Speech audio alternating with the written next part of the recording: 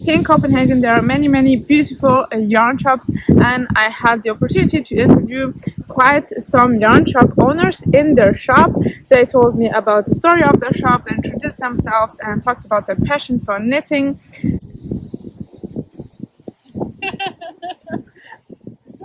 So far, I have done 4 interviews, but there will probably be 5 or 6 in total. So I hope you enjoy it. I'm totally passionate about knitting. I have done a similar video in Berlin, where I have gone to all the yarn shops in Berlin and interviewed the owners there. They showcase also their yarns, and it is very interesting. And I like also to promote knitting and also these strong women who run their businesses and turn their hobby or their passion into a business, and also create community and are an incredible example also of sorority in some cases. So enjoy. My name is Calypso.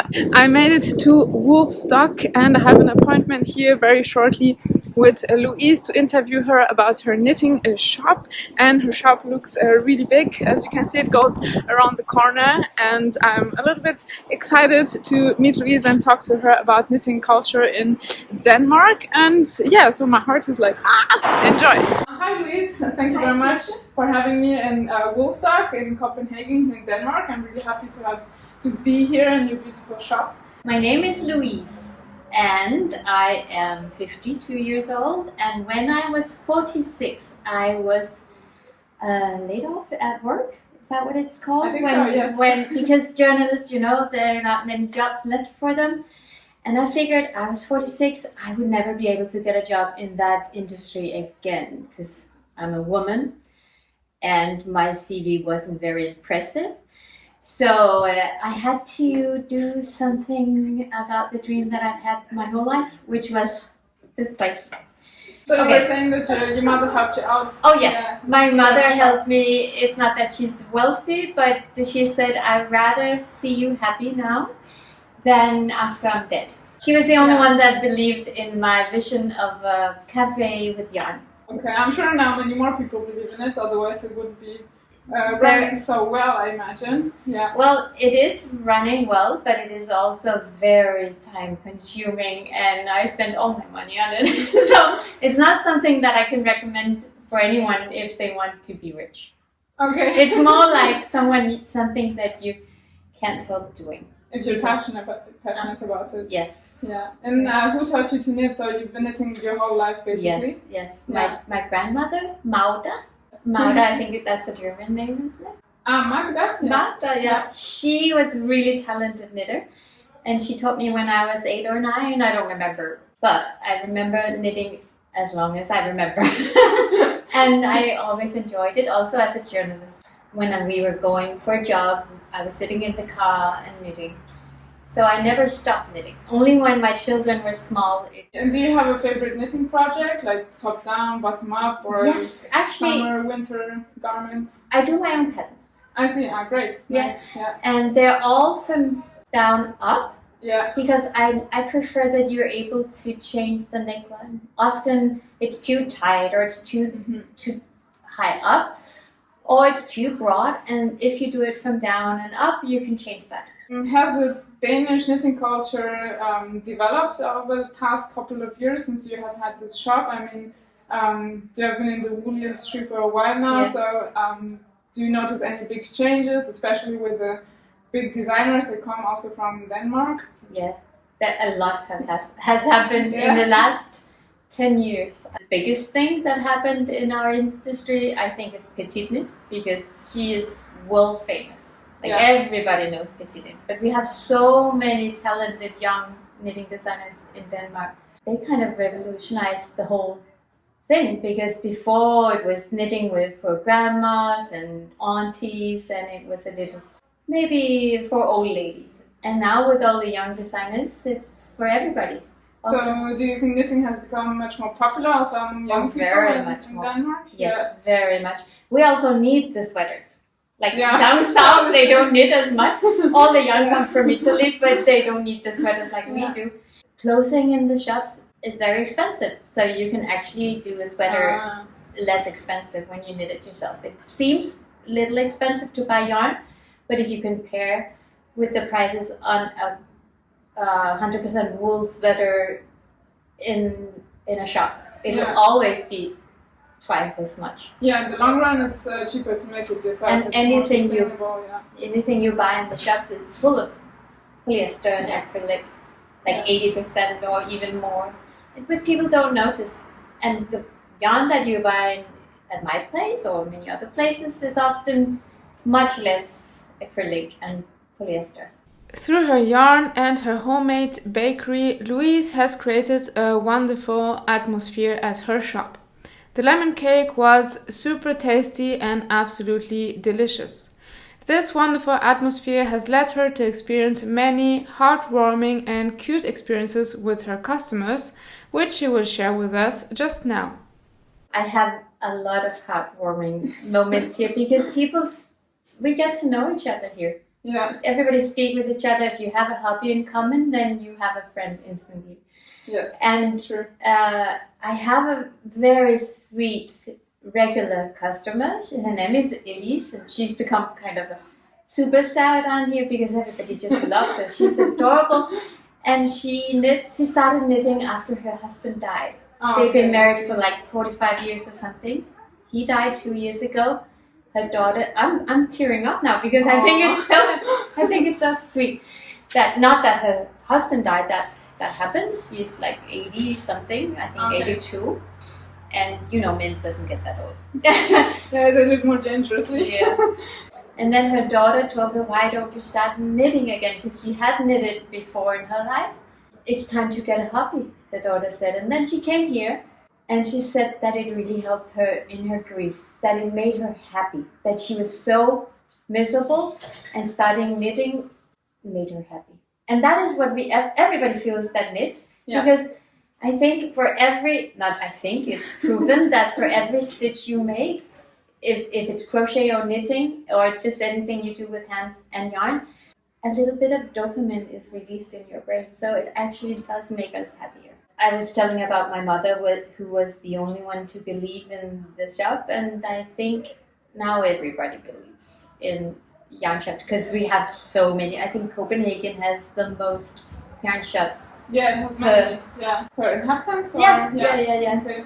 And I've made a yarn crawl actually, Copenhagen yarn crawl. If someone wants to travel to Copenhagen and see as many yarn shops as possible and not spend a lot of hours trying to plan how to get from one shop to another, they just have to Google Copenhagen yarn shop. No, Copenhagen yarn crawl. Yeah, great. So that's a very good tip if you want to go around Copenhagen's yarn shops. And it's also then come here first. Yeah, you'll get your map, and then you can go around. Exactly. Or you can maybe get it on the website. You can get it from home because you download it, and then when you because we're number 3 stop on the map.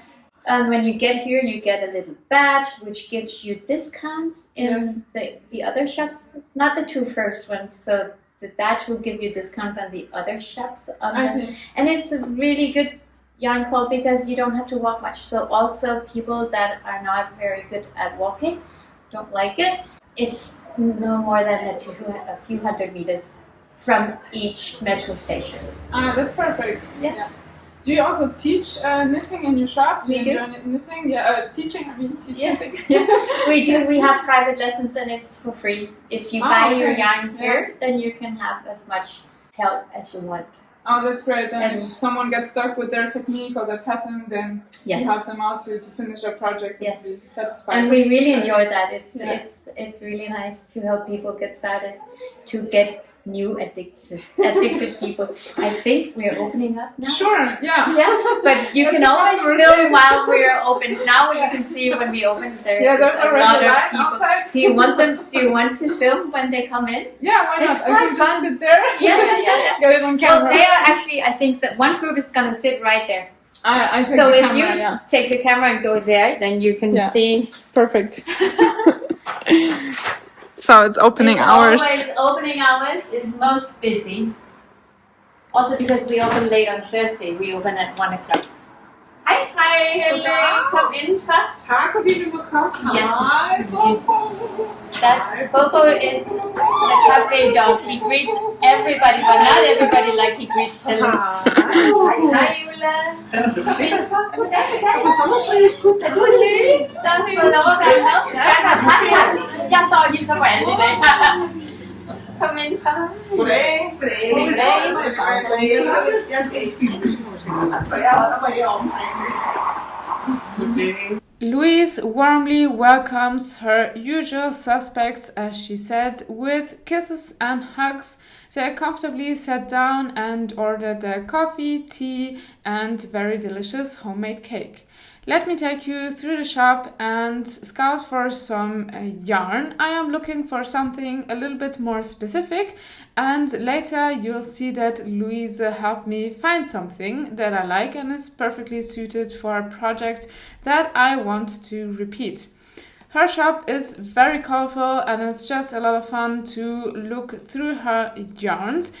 And she has many cozy spots with a lot of light thanks to her big windows, which is very necessary and very good when you knit for many hours. Having a good lighting is just great. You can also leave a nice note on her Danish map if you visit here and sit on the balcony. Are these the VIP spots maybe? And watch the lively life going around, buzzing around in the shop. And this is just a great spot to watch the shop and the people going around, as well as having a look at the beautiful pieces of art that are of course all about knitting. I love playing with colors.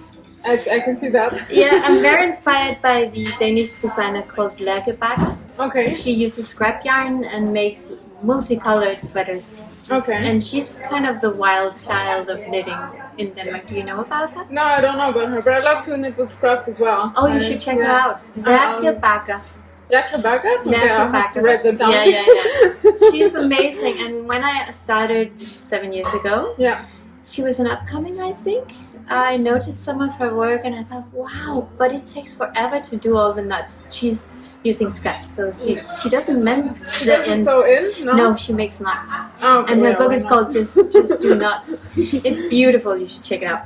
But I found out that you can have kind of the same look by mixing two striped yarns. So the one I just showed is these two mixed together.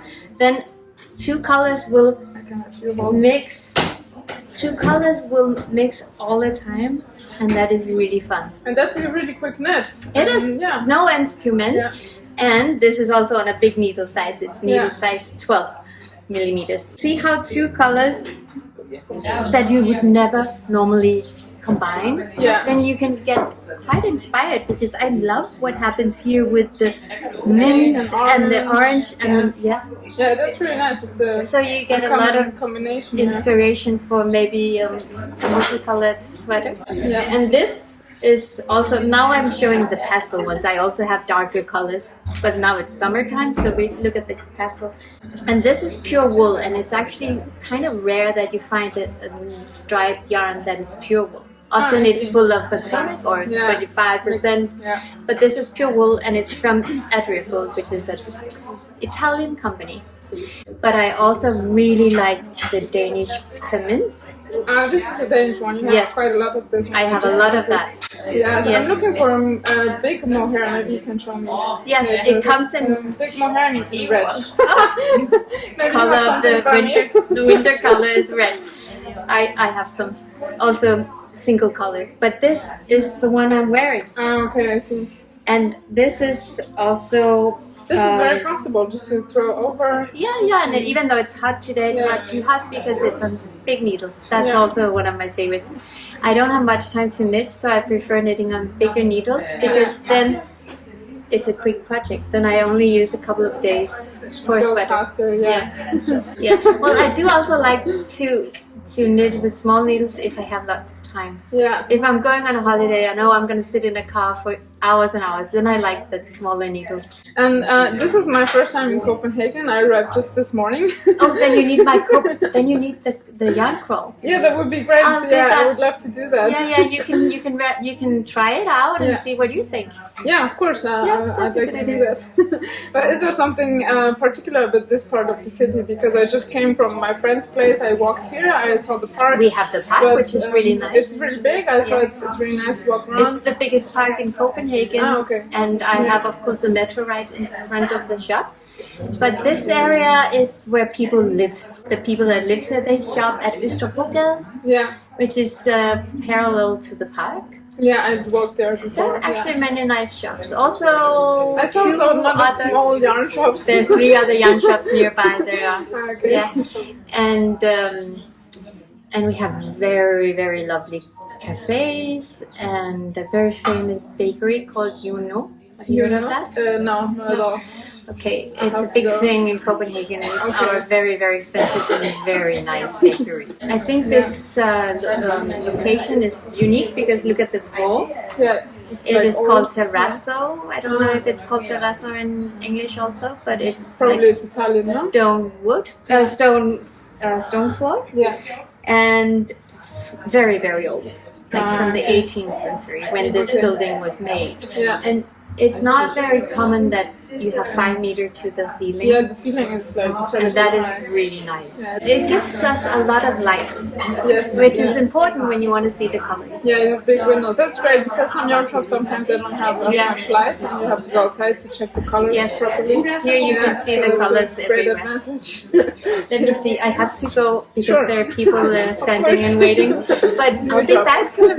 Yeah. As a former journalist, Louise is very successful on Instagram. She produces very fun shorts and reels on social media, and this might be an insight into her journalistic personality traits as well as a behind the scenes of her content production with her clients. Og man kan lære at lave fletstrik. Ja, da jeg så det her garn, som er Cotonella Multi fra Lana Grossa, der blev jeg simpelthen hyperinspireret til at sætte mig ned og lave noget i fletstrik. Det giver sådan en fin, flat, ikke rigtig fast overflade. Nej, den er stadig let og luftig og elastisk lidt. Ja. Overraskende, når det er bomuld. Jo. Because you were talking about 3 threads of silk mohair, and 2 or 3 like really thick mohair would be nice. Yeah. Because I have a mohair. It's Danish. It's from Finland. It's called Bella. Perfect. And it is equal to 3 strands of silk mohair. Oh, that's and it's actually the one I've used. I've used 2 strands here, but you are knitting on a smaller needle. So this is a needle size 15. Yeah, that's really big. Yeah, that's why it's 2, but you only need 1. Yes. Come have a look. It is this yarn. Here we have knitted on a needle size 10. Yeah, so it's really flowing, see-through and 10. But what size are you going to knit on? I don't remember exactly. I think it was like 7 maybe. Perfect. 7, not that big. Yeah, and it should match like this color. I wanted a red that matches kind of this color. Okay. Yeah. And you wanted bright red? Yes, really bright. So I'm not sure which. I was tending towards this one. Yes. Yeah, maybe this one. This is more a little bit more coral. Yeah. Yeah. So this is too similar. We also have multicolored, but you wanted single color, right? Yes, I prefer. Yeah. Well, this one. This I've used only 1.5. This is really cute, yeah. And this takes most of the yarn, the I-cord. I see. But I cheated and I used a machine for the I-cord. Oh, of course. Yeah. I-cord is also time consuming. It takes forever. I'll find that for you. Is there anything else I can find? Yeah, I would like to ask you what keeps you like so enthusiastic to come every day, open your shop and... That's easy. Yeah. It's easy. I love knitting and I love yarn, and every day there is no the same days. Like every day is different, and every day people come with a new fun project that they like me to help with, and I just love trying to find that perfect combination of yarns together. It's always fun. Yeah, I see you have a smile on your Yeah. face all the time. Yeah, well, that's because I'm enjoying what I'm doing, and everybody that comes here are also in a good mood. They're looking forward to finding some nice yarn. Working with your hobby is excellent, except I must say, if you turn your hobby into your business, you lose a hobby because you don't have time for knitting anymore. But then I can help others, and that is also really nice. Yes, and in German we have a word, it's gemütlich. Maybe the closest translation in English would be cozy, so Yeah, just like the... that's the Danish in name. Danish it's hygge. Yeah, yeah. This is hygge. This So is it's what hygge, yeah. I try to. I sell hygge in meter by meter. Okay, that's a good, Yeah. good saying, yeah. And hygge is just everybody's having a good time. Okay, I see. And Yeah, then hygge. music is hyggelig, and eating a cake and having some coffee. Yeah, the cake was delicious. Yeah, so you get up like early in the morning to make the cakes, or? Wow. Yeah, that's why I open late. You saw I open at 1. Okay. I need to have time to bake, and Yeah. I also really like baking. It's I also a see. hobby. So that hobby I still do every day. Oh, okay. But knitting is not. It's not every day that I get to knit, and then sometimes it really hurts because people are knitting all over. You know, they're sitting and knitting everywhere, and I'm the only one not knitting. Well, you don't have time. Then I get home and then I. Yeah, you need to knit to feel like Yeah. to relieve the stress. Yes, Yeah. exactly. That's what Totally. That's what knitting is Yeah. really good at, relieving stress. And I always say it's yoga for the brain. Yes, totally. Yeah. So thank you very much for having me in your beautiful Thank store, you. and I'm really looking forward to the yarn and also to the yarn crawl. Yeah. I'll give you the yarn Yeah, roll that for would you be to great. try, and then you can say what you think about it. Yes, of course. Yeah. So thank you very much, and goodbye. The bike traffic in Copenhagen is absolutely impressive. And it is a lot of fun to move around by bike here. I quickly and spontaneously jumped into the shop of Knitting for Olive. And I think that it is remarkable that in Denmark you can sustain a whole yarn shop only by selling your own yarn brand.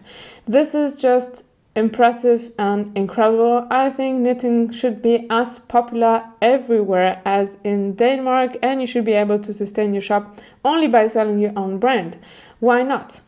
I tried on the famous designs here in the shop, and I think it's also smart to have the samples here so that customers can try them on, choose the colors, and see if the size fits and if the constructions fits their body type. They have beautiful yarns at Knitting for Olive. It was a lot of fun to talk to the yarn experts here at Knitting for Olive. Let's make knitting and yarn more popular all over the world. I just finished my second interview, and I wanted to go to this famous Juno bakery to have breakfast, but the line was so long, it was just crazy. I'll insert a small video here. So in the end I went to any other bakery that I found recommended on the internet and bought me some breakfast. And I'll eat it here in the park and show you what I received. I encountered a lot of generosity. So I just got myself 2 brötchen at another bakery, and in Germany we just call this brötchen. Here in Denmark they serve this small brötchen or brötchen, small breads with cheese. But I just took it like that.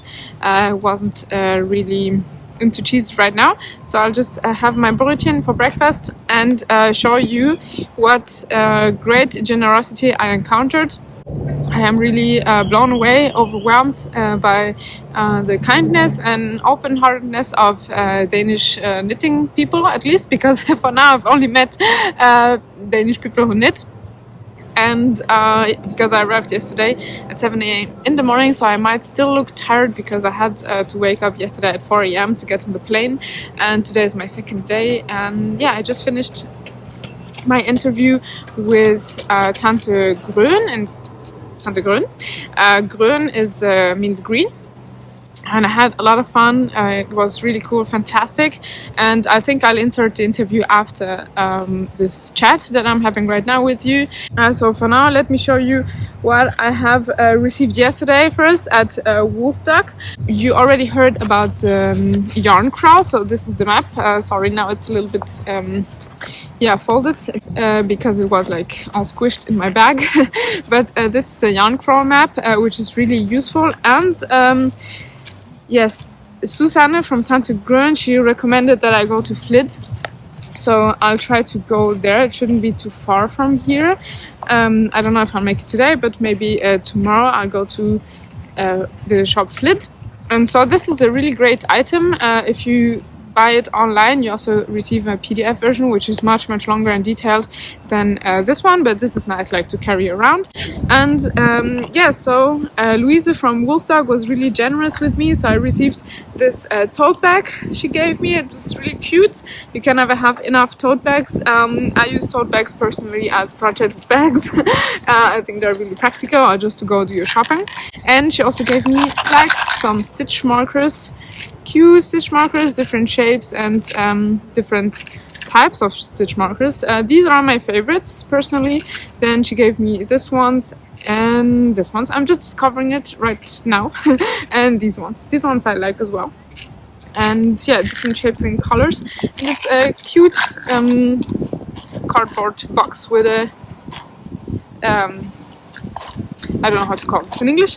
And then I bought myself 3 mohair, big balls of mohair yarn. This is the Bella Permin, because I want to reknit a top that I already talked about in the interview, but maybe I'll insert again a picture here. And the lower part I want to do with this one.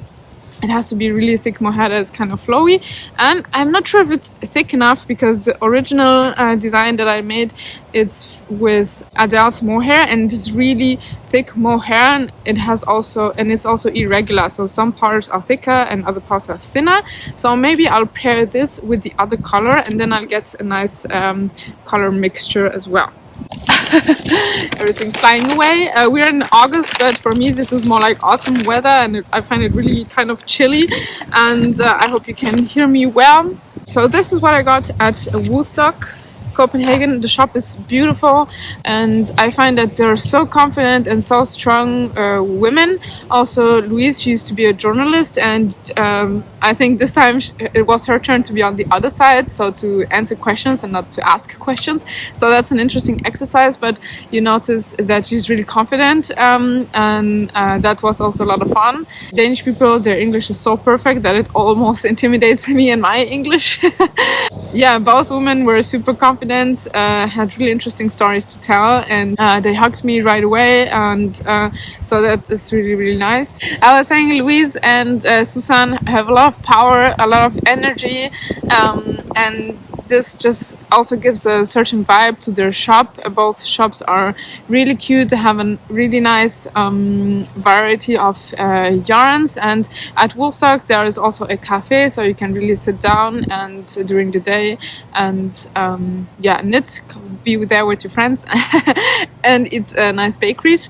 Yeah, I'm just kind of blown away. I'm still like processing what I just encountered and what I just learned. And yeah, I always love to travel and to get to know new people, especially in the world of knitting, or in worlds that I enjoy a lot of energy around. At the same time, I still am tired because I slept well last night, but for me, I have reached an age where it's not enough to have one good night of sleep to compensate a bad night of sleep. I always need like 3 nights to compensate one bad night.